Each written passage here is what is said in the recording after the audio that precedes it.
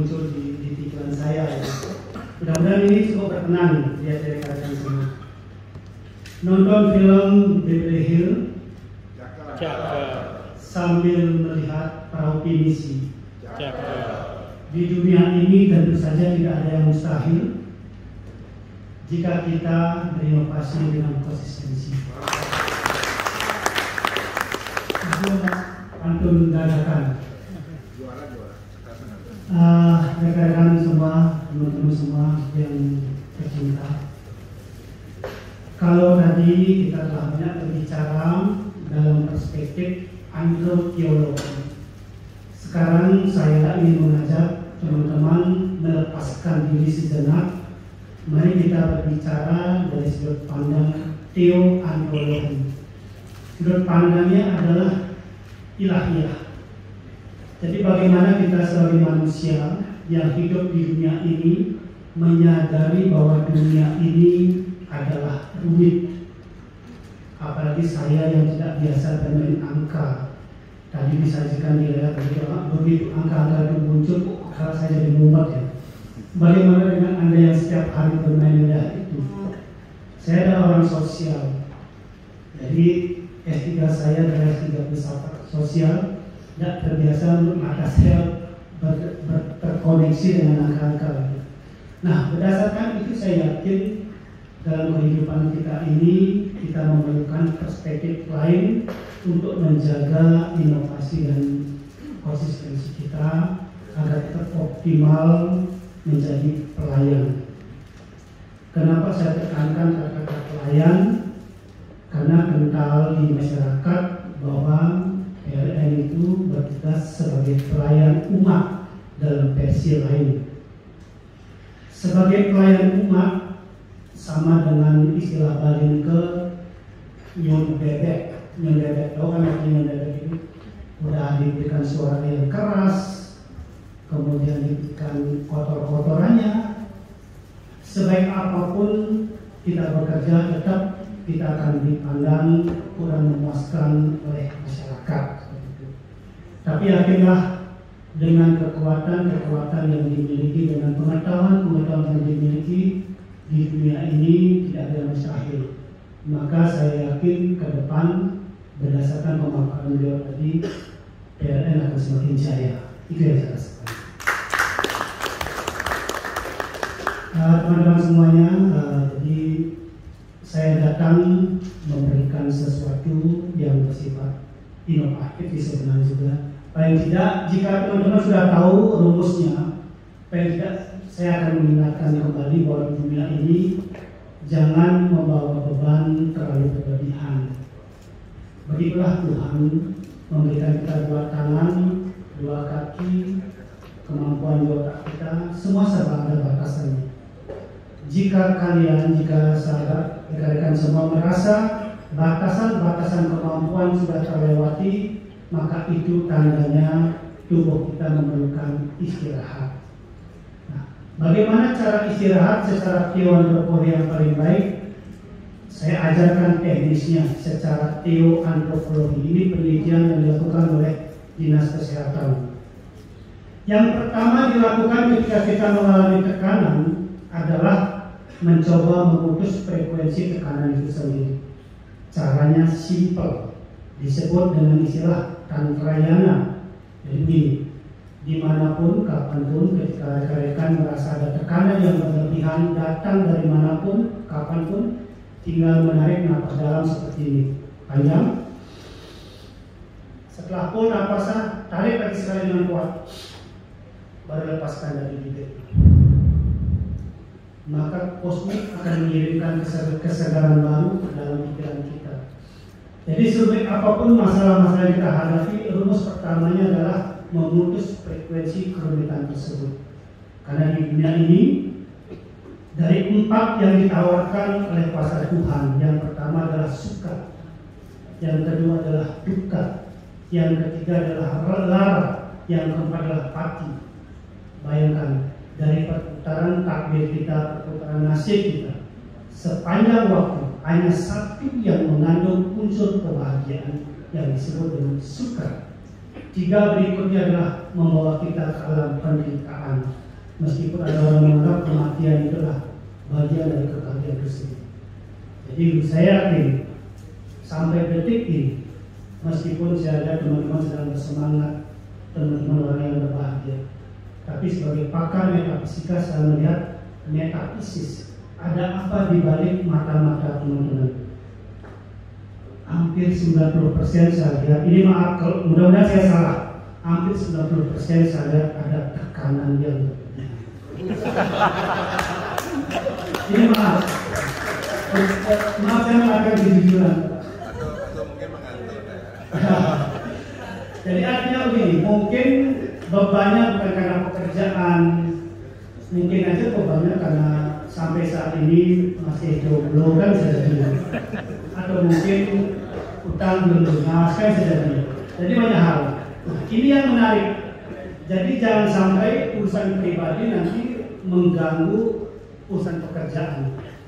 Karena sesungguhnya sehebat apapun kita bekerja, jika konsentrasi kita terganggu oleh hal-hal yang bersifat pribadi, jadi kita tidak bisa menampilkan 100% potensi kita sebagai pekerja. Betul nggak?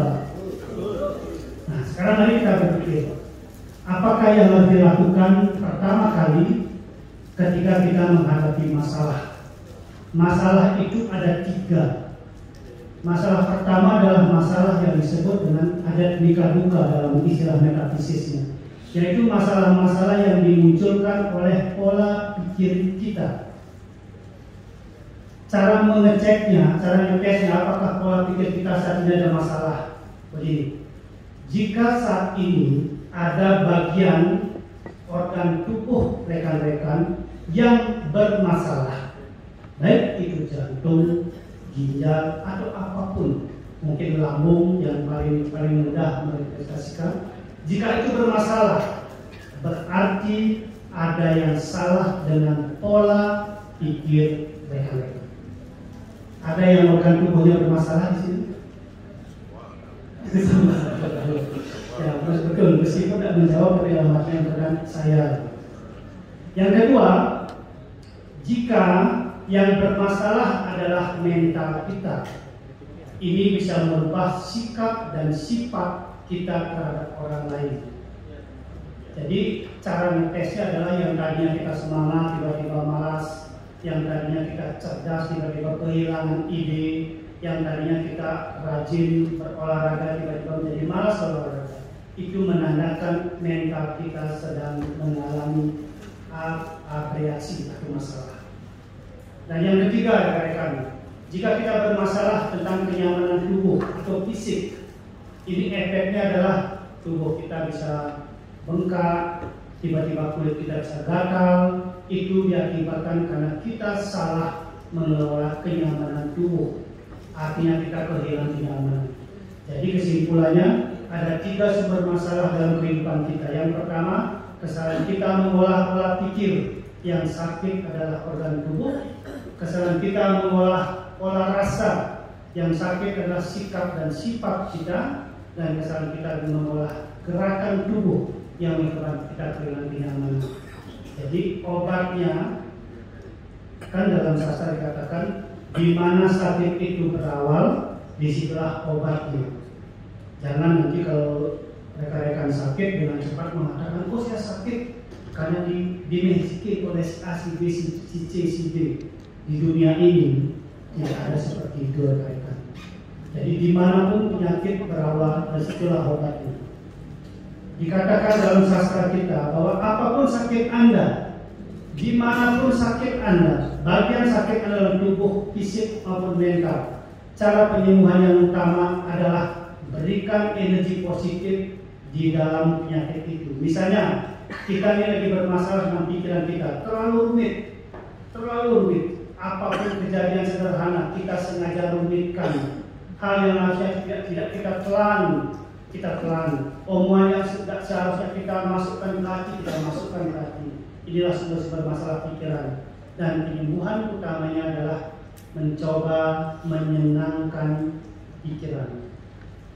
Jadi kalau Anda mengalami reaksi sakit di bidang organ tubuh Anda, di bagian manapun, agar PLN ini jadi kuat, karena kalau karyawan sakit-sakitan kan bekerjanya juga nanti tidak optimal. Jadi wajib menjaga kesenangan pikiran. Jadi bagaimana cara menjaga kesenangan pikiran? Kalau kita kiblatnya ke filsafat, katanya begini: untuk menjaga kesenangan pikiran itu ada kalimat yang mengajarkan, yang ditinggalkan oleh para leluhur kita. Suka duka itu ketika dirasakan dengan rasa yang sama, maka yakinlah saat itu pikiran kita menjadi terjaga kesenangannya. Jadi kalau ada peristiwa suka, senangkan pikiran. Kalau ada peristiwa duka, tetap senangkan pikiran. Lalu apa alasannya kita menyenangkan pikiran jika ada peristiwa duka? Ternyata peristiwa duka itu seringkali dikirim oleh Tuhan sebagai guru suci yang mendidik kita terlepas dari masalah yang sama untuk kedua kalinya di kemudian hari. Jadi kadang-kadang peristiwa duka itu adalah obat yang dikirim Tuhan. Memang rasanya pahit saat itu, tapi menyembuhkan di kemudian hari. Dibandingkan kita dikasihkan gula-gula terus, manis, akhirnya kita akan kencing manis. Bisa dipahami sampai di situ? Bisa dipahami? Aku masih bingung. Jadi simpelnya seperti itu. Jadi energi positif itu kita bisa dapatkan dari kemampuan kita mengolah daya pikir kita. Pokoknya apapun kejadiannya, senangi kejadian itu. Jika itu negatif yang muncul duluan, katakan ya saya tinggal nunggu positifnya. Jika positif yang muncul duluan, ya saya tinggal mempertahankan. Karena di dunia ini sesungguhnya apapun yang terjadi hanya akan mengandung 3 unsur kekuatan. Yang pertama, apapun yang terjadi di dunia ini adalah cara Tuhan untuk membuka pintu agar kita memiliki sesuatu yang belum pernah kita miliki. Itu arti peristiwa yang pertama. Lalu ada arti peristiwa yang kedua. Setiap peristiwa yang terjadi itu seringkali mengajarkan kita bagaimana kita mempertahankan kebaikan-kebaikan yang telah lama kita perjuangkan dan kita dapatkan. Jadi kalau tadi yang pertama adalah bagaimana cara Tuhan membuka pintu agar kita memiliki sesuatu yang sebelumnya belum pernah kita miliki, itu kadang melalui peristiwa buruk. Lalu yang kedua, bagaimana kita mempertahankan apa yang kita perjuangkan, kita telah miliki agar bertahan.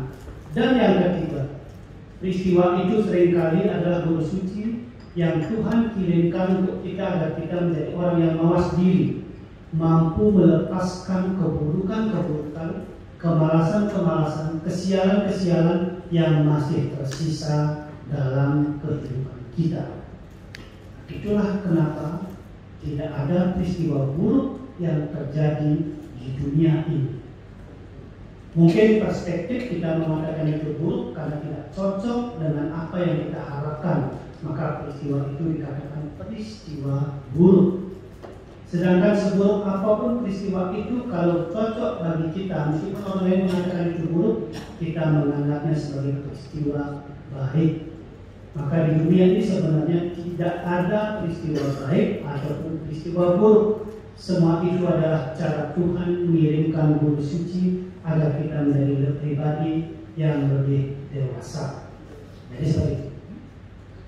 Lalu apa arti pribadi yang dewasa?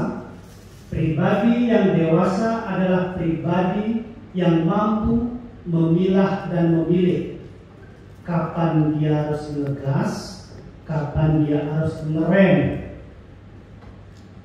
Kapan bedakan kapan harus ngegas dan harus ngerem? Jadi kita harus ngegas ketika melakukan 3 hal. Jadi kita harus ngegas ketika kita belajar lebih membenarkan diri. Sebutan filsafatnya adalah satya. Jadi ketika kita lebih belajar membenarkan diri, kita harus ngegas dulu. Yang kedua, kita harus ngegas ketika kita belajar membijaksanakan diri. Dalam bahasa filsafatnya disebut dengan siwa. Dan yang ketiga, kapan kita harus ngegas adalah ketika kita belajar mengindahkan diri kita. Itu harus jelas. Di dalam bahasa filsafatnya disebut dengan sundaram. Karena apa kita akan dewasa? Karena begini, dalam sabda Tuhan dikatakan begini, dengan jelas dituliskan, barang siapa di dunia ini mampu menjaga 3 hal, yaitu satyam, siwam, sundaram, mampu setiap harinya lebih benar, lebih bijak, dan lebih indah, dialah yang aku pilih dan terpilih di alam berikutnya, di waktu berikutnya, di ruang berikutnya untuk menikmati 4 hal. Yang pertama, orang itu adalah orang yang akan disehatkan. Yang kedua, orang itu berhak atas kesuksesan. Yang ketiga, orang itu berhak atas keberlimpahan harta dan kasih sayang. Dan yang terakhir, orang itulah yang sesungguhnya sedang menuju kebahagiaan sejatinya. Jadi salah satu cara, ini kan ada 3 cara nih untuk mencapai keberkatan Tuhan. Salah satunya adalah menjadikan diri kita dewasa dengan peristiwa buruk tadi. Jadi sabda Tuhan telah tuliskan, barang siapa mampu menjaga kebenaran, kebijaksanaan, dan keindahan, itulah yang kakinya terpilih untuk menikmati bahagia di hari-hari berikutnya. Jadi sesungguhnya kita tuh diajarkan berpikir agar lebih sederhana. Karena semakin dirumitkan cara kita meraih kebahagiaan, semakin rumit hidup kita. Jadi beliau tadi mengatakan dari lahir kita sudah rumit, ngapain kita diperrumit dengan hal seperti itu. Jangan kita mencari uang dengan rumit, begitu dapat uang kita gunakan untuk biaya menghapus kerumitan hidup kita. Sadarkan diri bahwa Anda bukan robot, tubuh Anda butuh cinta kasih. Salah satu cara menemukan cinta kasih adalah beri kesempatan pada tubuh kita melakukan aktivitas-aktivitas yang menyenangkan pikiran kita.